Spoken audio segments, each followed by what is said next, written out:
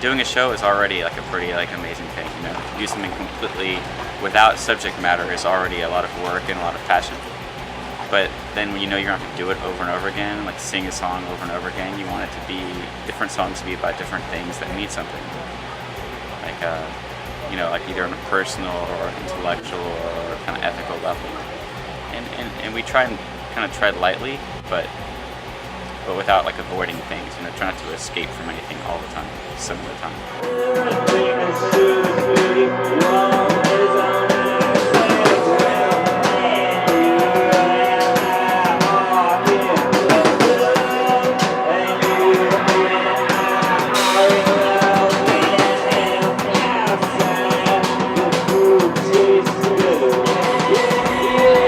So we've got an album that came out last year, about a little bit less than a year ago, called Peel It, on an American label called the Reverberation Appreciation Society.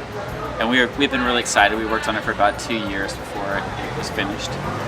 And it came out in the States in a real quiet manner, and we toured a little bit, but we waited a little bit of time and then got the offer to come to Europe. But the album isn't in Europe. We thought, well, we'll bring the album with us and we'll sell the album as we go. But we didn't have any copies of it. We brought everything we brought had, all the copies and we sold it out so quickly. Sold them out the first couple days. So then the record label sent us some more boxes of records so we could promote the record in Europe. But the records are stuck in customs somewhere. Nobody knows where they are. So now we have no vinyl. Promoting a record that doesn't have any distribution in Europe, that we don't actually have any copies of in Europe. So it's just us. So whatever we do is on the album. If we play spoons, that's the album.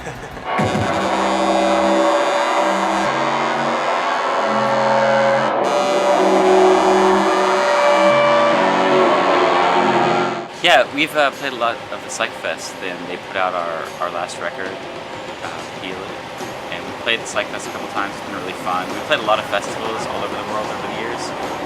And right now, I don't know, when we get back from our tour, we're going to see what's in the email, but our internet's very slow on the road, so.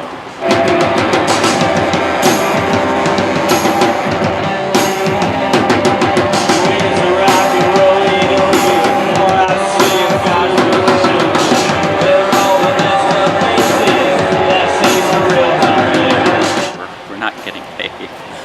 I mean, money may move around, but it just goes into like travel expenses and logistics. So I think at this point we have a long way to go before we have like the trouble sleeping at night of Metallica or all those other douchebag bands.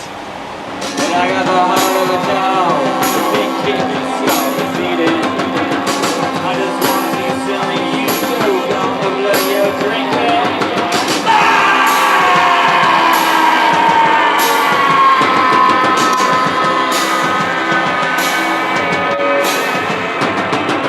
That's the thing, those things are problematic, like a lot of those, even the good websites, like not to talk about the big corporate kind of like I don't know, exploitative websites like that take, you know, like that pay artists nothing, but the ones that are a bit more direct, the problem is publicity, because you can have a record on a number of these sites and 5 people may care or 100 people may care, but I think a lot of people are still operating on a completely corporate level where they just want things to be fed them through a bottleneck source, through a filter, through some sort of like quasi-corporate middleman.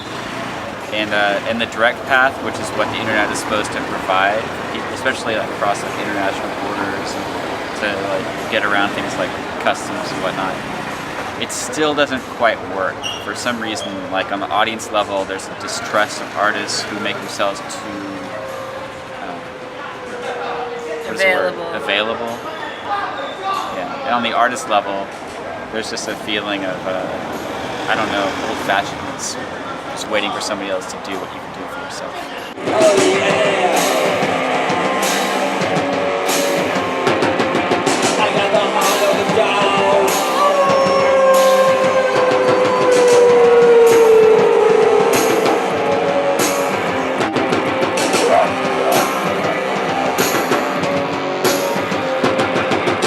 Internet activism problem is actually doing something. Like people adopt an attitude because they do this thing and it's illegal a little bit, whatever, but they still support the band just because they play it for their friends, they give a shit.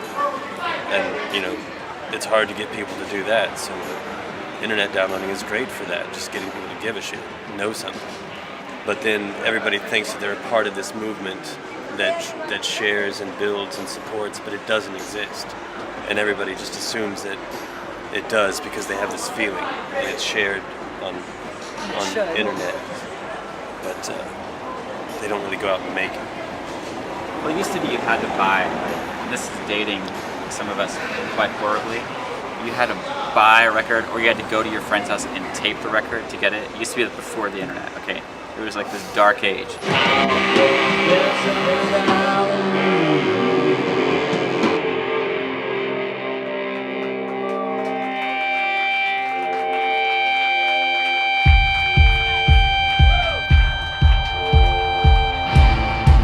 You think, I have access to everything the world produces, and now I'm an adequate judge of everything that's ever been produced. And that's the kind of mentality that has kind of come with like the free downloading, the whole like mindset of it. And I'm not against the thing itself. Like, I don't even care. I don't think we care that much if people like download our record, because they do. And some people may download the record and then come to the show and like see if they like it or not.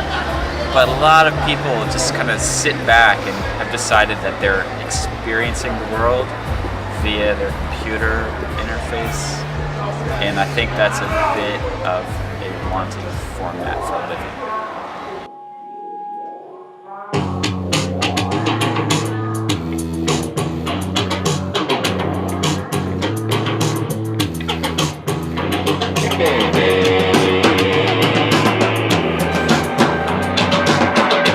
Things to say. I mean, we're just a band, so we can't be too messianic about it, but you know, just write about all kinds of things. Some songs are about like breakfast, some songs are about like, you know, the footprint of total war on, you know, like the shadow it casts on the clothes.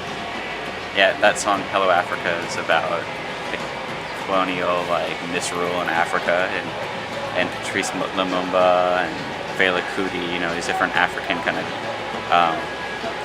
indigenous like heroes that kind of just gave the finger to power and really like kind of, I think, at least vitalized an imagination of the country. Hopefully did some real activist work. And we're just a band, so I mean, we're kind of restricted to what we can sing about and what we can present, you know, in a very short format. But you gotta like, you gotta stick it to power.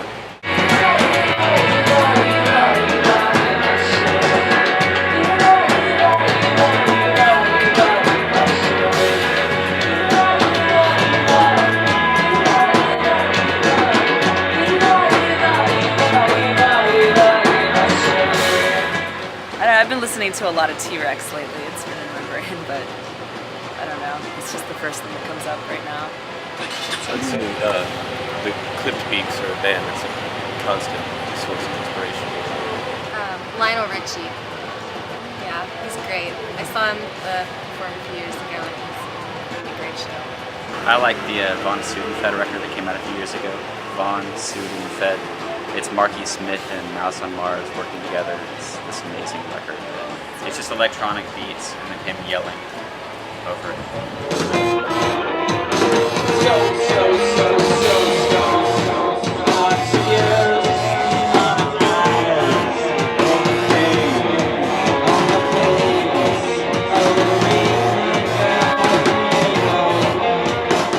We're constantly just doing different versions of music because the idea of bands are pretty magical, and then sometimes they get limiting. Like you can't play so many times in a town.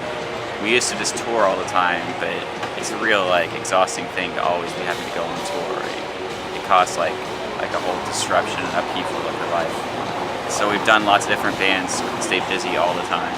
You know, just doing music and committing to things we care about rather than waiting for a promoter to give us the go-ahead to set up a show. Whatever kind of was misstep and the way people do their things.